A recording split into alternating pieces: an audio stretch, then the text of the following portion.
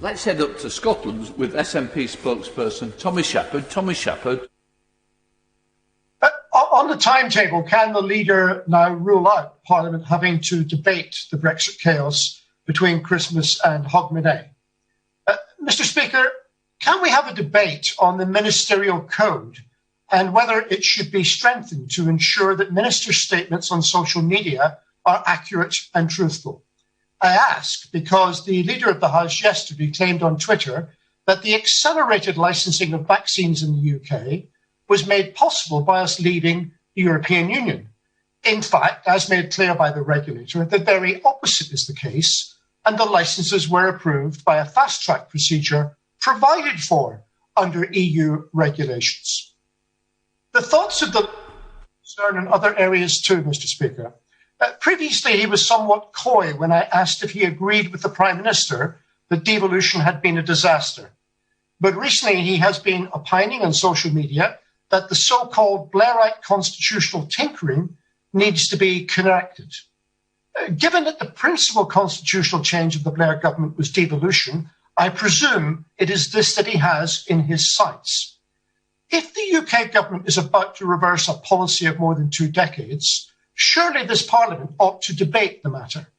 The current government has no UK mandate for this change, and it represents a total and absolute disrespect for Scottish public opinion. It seems that at the coming Scottish general election, 2 alternative paths will be offered to the electorate. Either the government's assault and devolution ends up with direct rule from Westminster, or the Scottish people defend their right to decide matters for themselves by demanding the choice of becoming an independent country. Mr. Speaker, yesterday another opinion poll by Ipsos Mori reported a 12-point lead for independence, the 15th in a row to record a yes majority. The question for this Parliament is whether it will respect the results of the election in Scotland or whether it will ignore them and aim to govern without the consent of the people. Does the leader agree that at some point we must have this debate? Leader of the House. Mr. Speaker, the failure of the SNP is not something I would have thought the honourable gentleman would wish to boast about. The SNP and government has failed on Scottish education, it has failed on Scottish health, it has failed on Scottish law and order. It is a shameful record in Scotland of the SNP. They have let the people of Scotland down.